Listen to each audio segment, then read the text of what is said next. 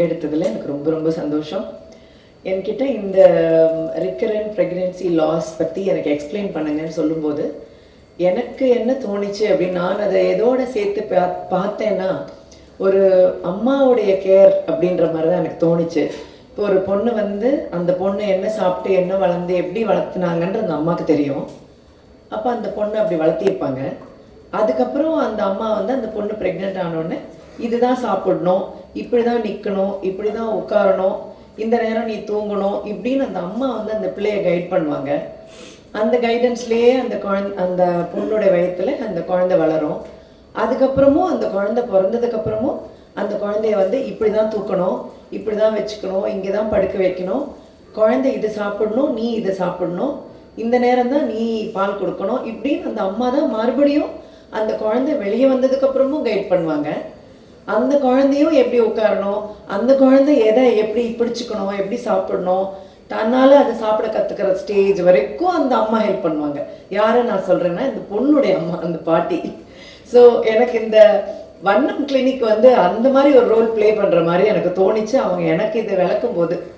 ஏன்னா அது துவக்கத்துலேருந்தே ஒருத்தர்கிட்டையும் அவங்க ப்ரெக்னென்சி ஆகிறது போது ஃபஸ்ட்டு ஸ்டெப்லேயே நீங்கள் என்ன பண்ணணும், இப்போ நீங்கள் உங்களுக்கு எல்லா டெஸ்ட்டும் பண்ணி பார்க்குறது, அவங்களுக்கு என்னென்ன இருக்குது, ஓகே நீங்கள் இந்த ட்ராக்ல இருக்கீங்க, நீங்கள் இந்த கைடன்ஸில் போகணும் அப்படின்னு அவங்கள ஒரு ட்ராக்ல கைட் பண்ணுறது, என்ன பிரச்சனைன்னு கண்டுபிடிச்சி அந்த கைட் பண்ணும்போது நீங்கள் ரெஃபர் பண்ணி நீங்கள் இந்த ஆஸ்பத்திரி போகணும், நீங்கள் அந்த டாக்டரை பார்க்கணும் அப்படி சொல்லாமல் நீங்கள் இங்கே உட்காருங்க, நாங்களே யார் உங்களை பார்க்கணுமோ அவங்கள இப்போ இந்த ரூம் கூப்பிட்டு வரோன்ற மாதிரி அந்த டாக்டர் அங்கேயே வந்து அவங்கள பார்க்குற மாதிரியும், என்ன டெஸ்ட் எடுக்கணும் அதுக்கு நீங்கள் இந்த ஆஸ்பத்திரி போகணும் அப்படி சொல்லாமல் அதையுமே நீங்கள் இங்கேயே உட்காந்துருங்க, நாங்களே வந்து இந்த டெஸ்ட் எடுக்கிறோன்னு சொல்லி.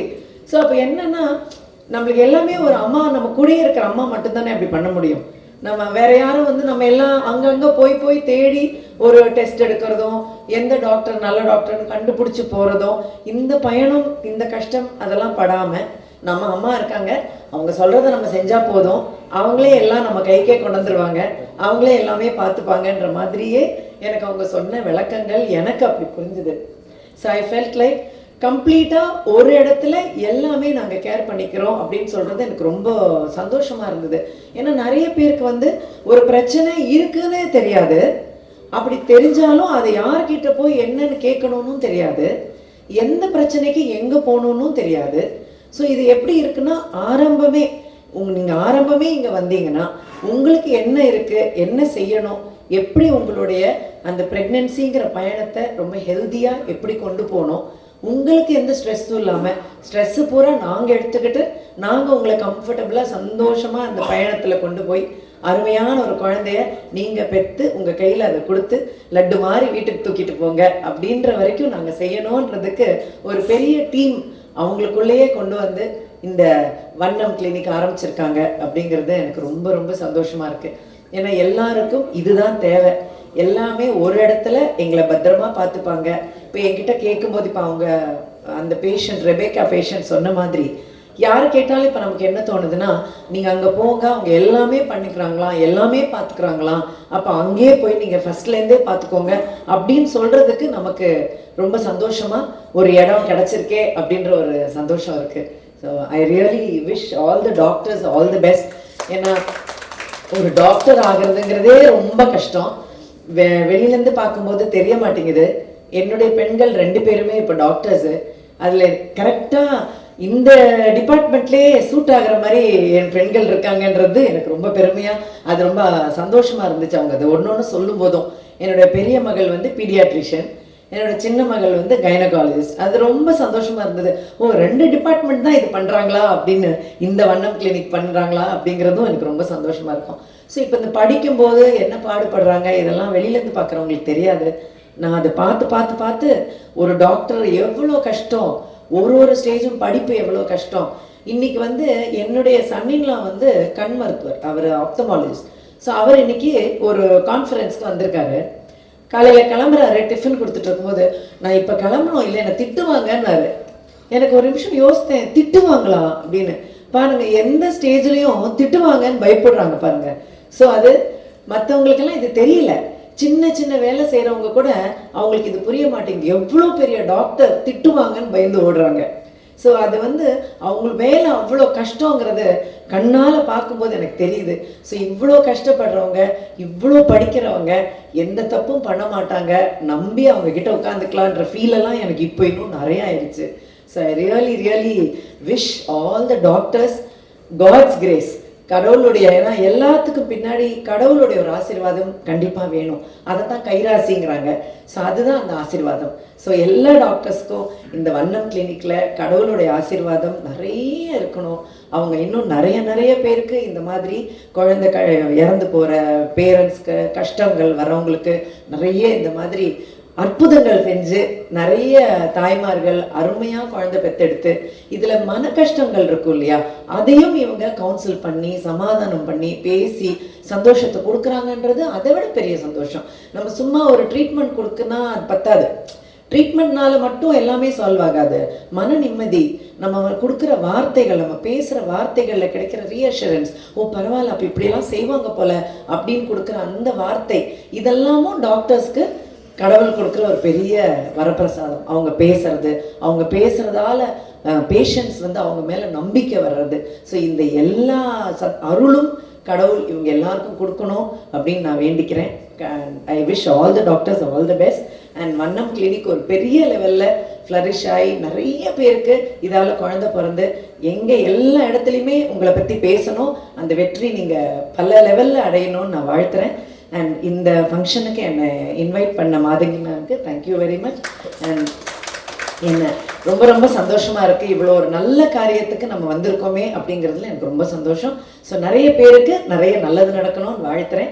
Thank you very much for this wonderful opportunity to the Rainbow and Mrs. Madhagi ma'am to share my experience in my pregnancy, before pregnancy and after pregnancy. எனக்கு வந்து 2015 May month marriage ஆச்சு. After that 2016 I got conceived and after 6 months the pregnancy is going good only.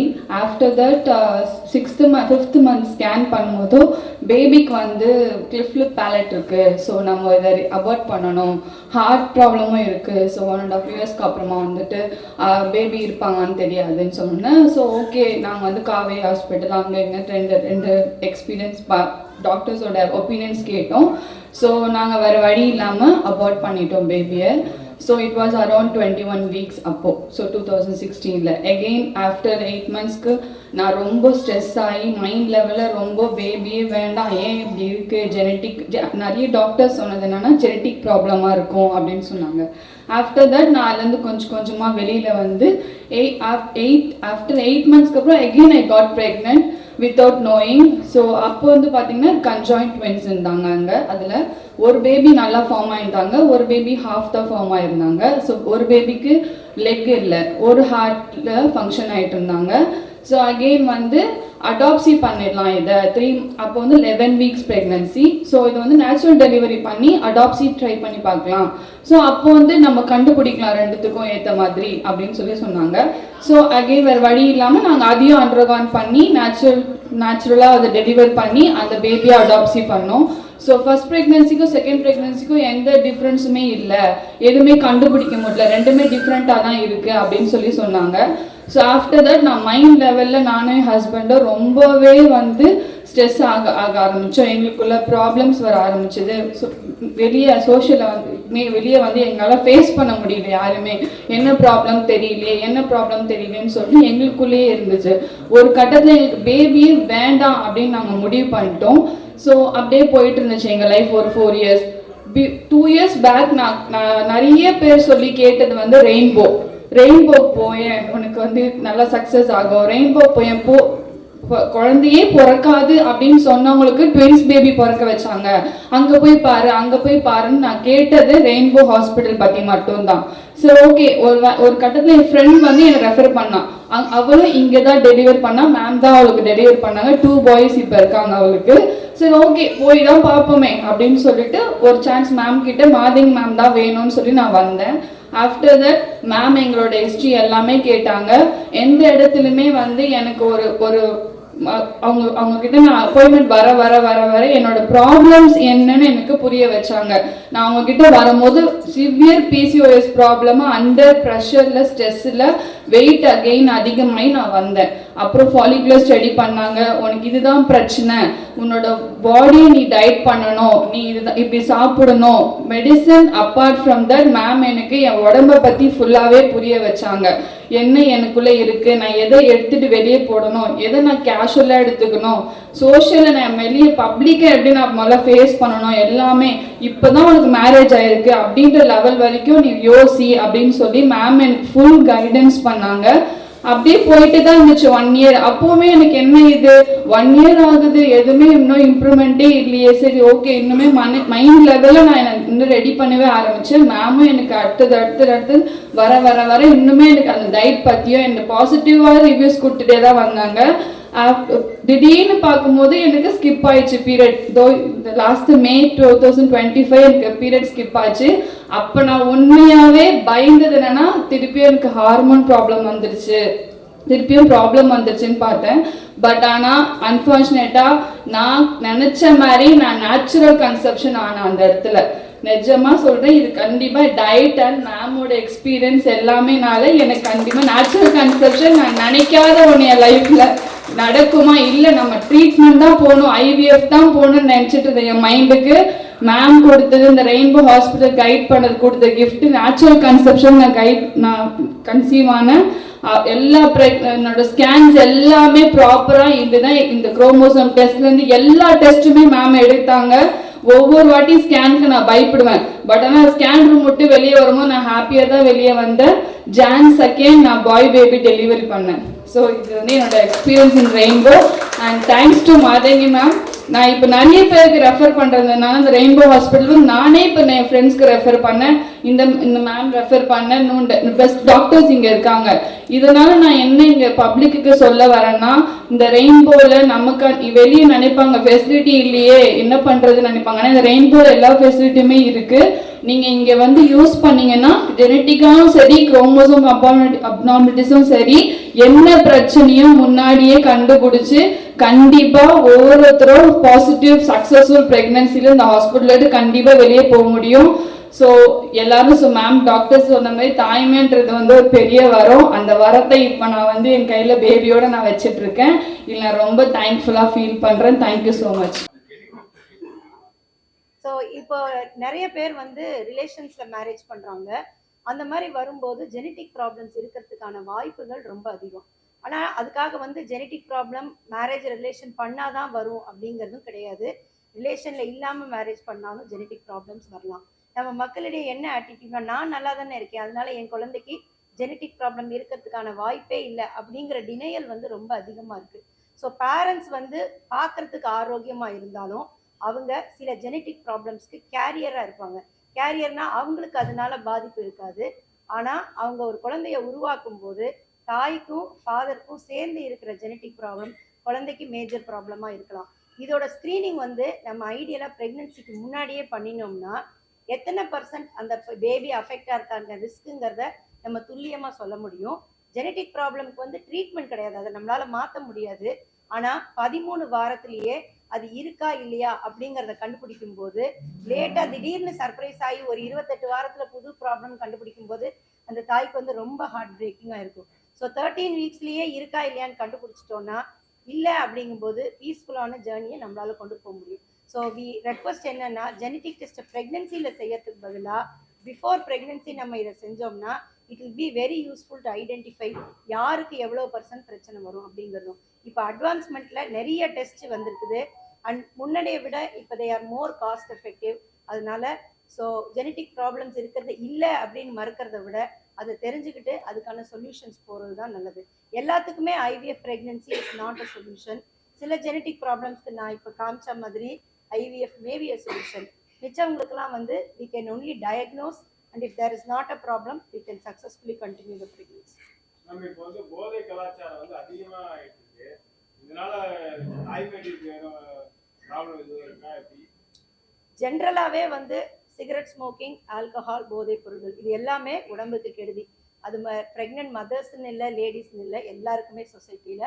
So pregnancy அதுவும் try பண்ண போகிறோன்னா இது எல்லாத்தையுமே stop பண்ணிவிட்டு நல்ல ஒரு ஹெல்த்தியான லைஃப் ஸ்டைல் பண்ணுறது தான் ரொம்ப முக்கியமான விஷயம். ஸ்மோக்கிங் மேல வந்து ட்ரக்ஸ் எல்லாம் யூஸ் பண்றாங்களே. ஸ்மோக்கிங்கே பிரச்சனைனா ட்ரக்ஸ் அதை விட ப்ராப்ளம் தான். ஸோ எதுவுமே யூஸ் பண்ணக்கூடாது. எந்த ட்ரக்ஸுக்குமே there is no safe limit. இவ்வளோ மட்டும் யூஸ் பண்ணால் ஓகே, நான் இவ்வளோ சிகரெட் மட்டும் பிடிச்சா ஓகே அப்படிங்கிற கான்செப்ட்லாம் கிடையாது. ஃபுல்லாக வந்து எல்லாத்தையுமே ஸ்டாப் பண்ணும். அட்லீஸ்ட் ஒரு ஃபியூ மந்த்ஸ் முன்னாடியே பண்ணாதான் அந்த அவங்க யூஸ் பண்ண ட்ரக்ஸோ இல்லை ஸ்மோக்கிங்கோட எஃபெக்டோ ரிவர்ஸ் ஆகி பேபி ஹெல்த்தியாக வளரும்.